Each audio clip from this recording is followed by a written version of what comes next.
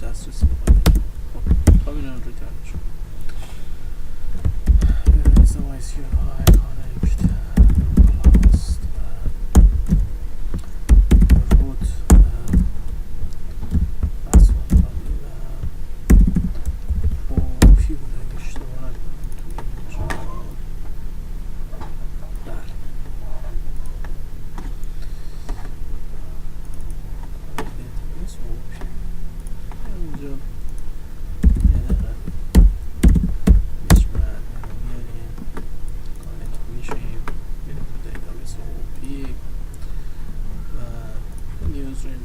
که قراره این سری اطلاعات توش ما قرار بدیم.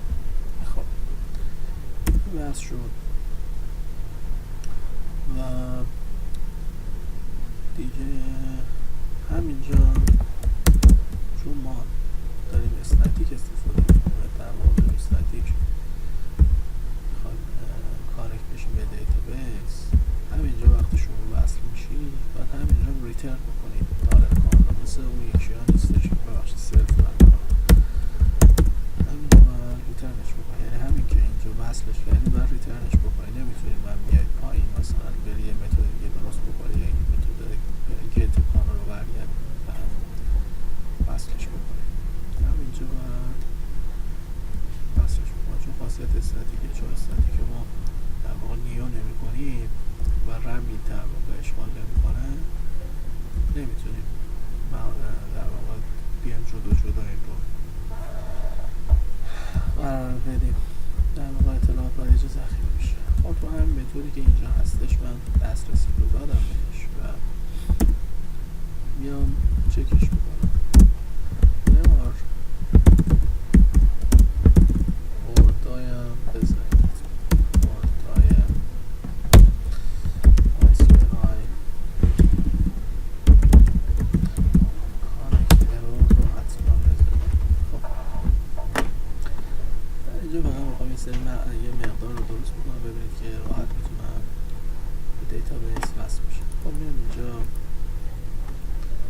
یک کلاس درست بکنم به نام insert data news.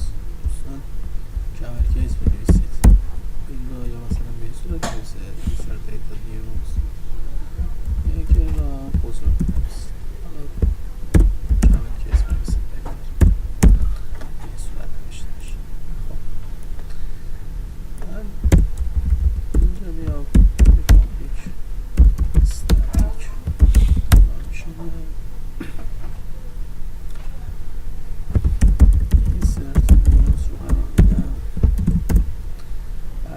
اینا بگیرم. همینجور فقط میخوام تستش بکنم که ببینید این دیتابیس استاتیک رو همیشه به این صورت استفاده کرد. دیتابیس استاتیک رو من اینجا اینکلودش بکنم که بتونم استفاده کنم کانکت و استفاده بشه. چون من بنویسمش که اشتباه میکنم اسمش هم کانکت بود. بله کانکت دیگه روش میدم.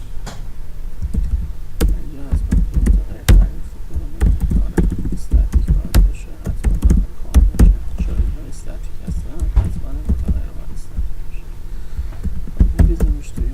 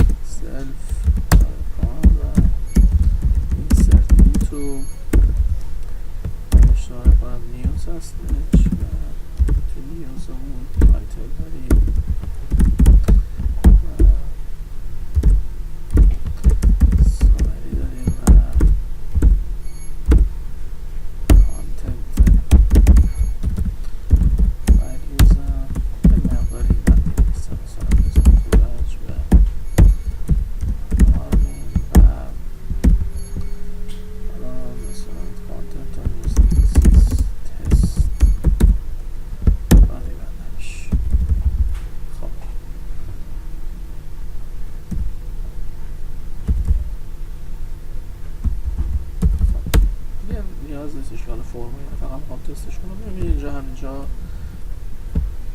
نیوش میکنم، میگم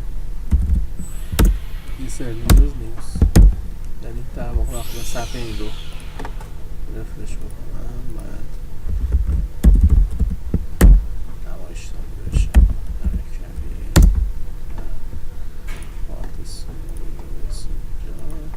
اینجا منتظر میشیم که مایه insert میشه یا نه. MySQL کانکت رو داده get address بزنیم و سرچ هاست این با هاستش رو نشناخته. اینجا مقداری نباید ریخته شده باشه که نریخته شده داره میگه که ناچ ساچ هاست ایز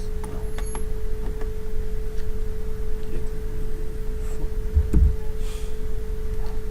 summary content همه رو درست نوشته OOP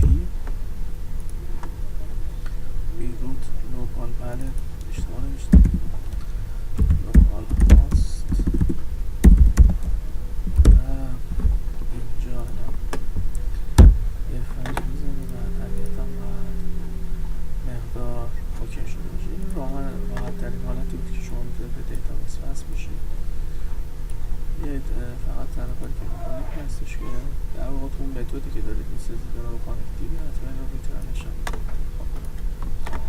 منتصب به جایی که باید هر متد بیاد این رو در واقع توش قرار بدم یه متد بسازم بسازم آپلیک static function مثلا shape